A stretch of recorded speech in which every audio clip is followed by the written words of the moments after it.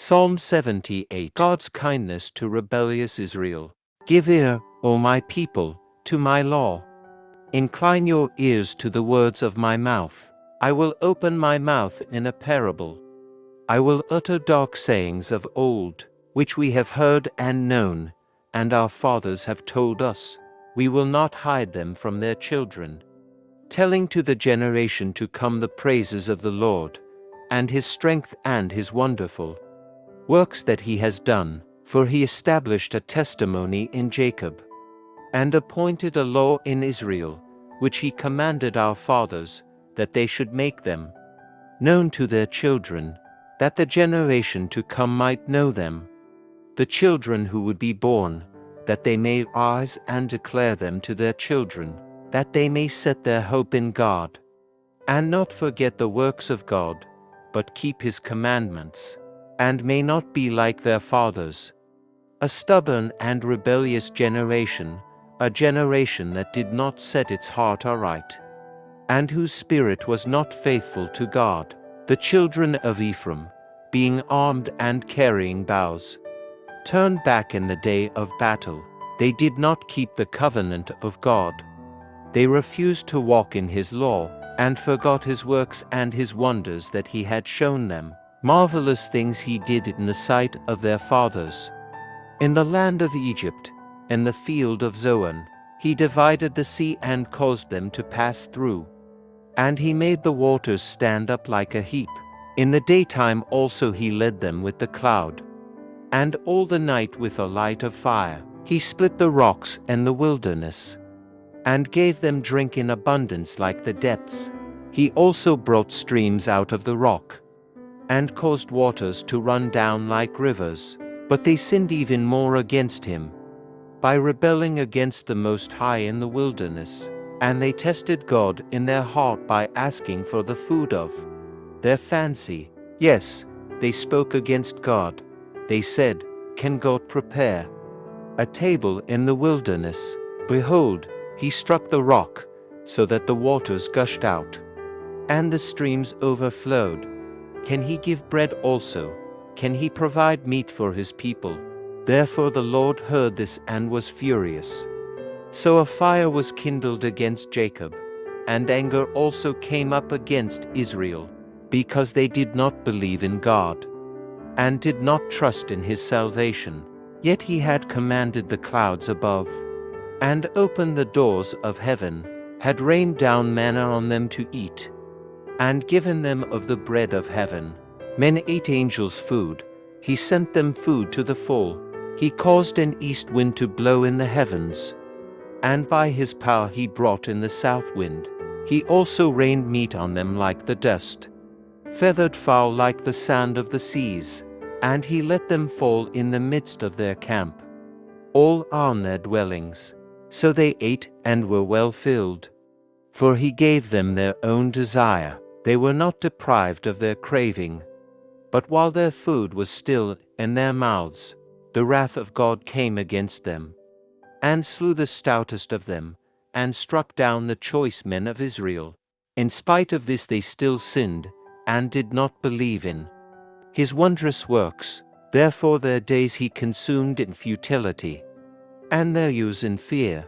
When he slew them, then they sought him, and they returned and sought earnestly for God. Then they remembered that God was their rock, and the Most High God their Redeemer.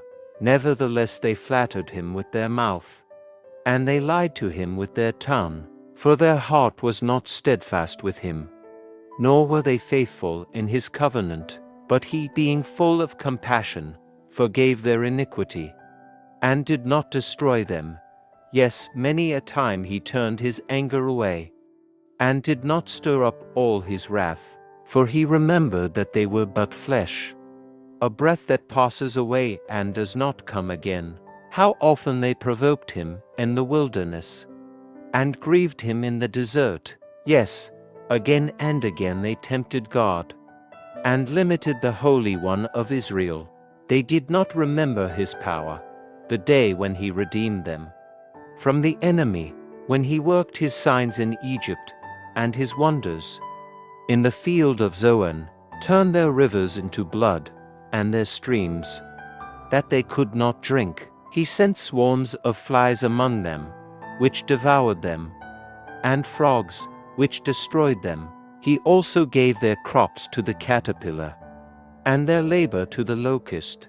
He destroyed their vines with hail, and their sycamore trees with frost. He also gave up their cattle to the hail, and their flocks to fiery lightning. He cast on them the fierceness of his anger, wrath, indignation, and trouble, by sending angels of destruction among them. He made a path for his anger. He did not spare their soul from death, but gave their life over to the plague, and destroyed all the firstborn in Egypt, the first of their strength in the tents of Ham. But he made his own people go forth like sheep, and guided them in the wilderness like a flock. And he led them on safely, so that they did not fear. But the sea overwhelmed their enemies, and he brought them to his holy border, this mountain which his right hand had acquired. He also drove out the nations before them, allotted them an inheritance by survey, and made the tribes of Israel dwell in their tents. Yet they tested and provoked the Most High God, and did not keep his testimonies, but turned back and acted unfaithfully like their fathers. They were turned aside like a deceitful bow, for they provoked him to anger with their high places, and moved him to jealousy with their carved images. When God heard this, he was furious, and greatly abhorred Israel, so that he forsook the tabernacle of Shiloh, the tent he had placed among men, and delivered his strength into captivity, and his glory into the enemy's hand. He also gave his people over to the sword, and was furious with his inheritance. The fire consumed their young men, and their maidens were not given in marriage. Their priests fell by the sword, and their widows made no lamentation. Then the Lord awoke as from sleep, like a mighty man who shouts because of wine, and he beat back his enemies. He put them to a perpetual reproach. Moreover, he rejected the tent of Joseph, and did not choose the tribe of Ephraim, but chose the tribe of Judah, Mount Zion which he loved. And he built his sanctuary like the heights, like the earth which he has established forever. He also chose David his servant, and took him from the sheepfolds. From following the ewes that had young he brought him, to shepherd Jacob his people, and Israel his inheritance. So he shepherded them according to the integrity of his heart, and guided them by the skillfulness of his hands.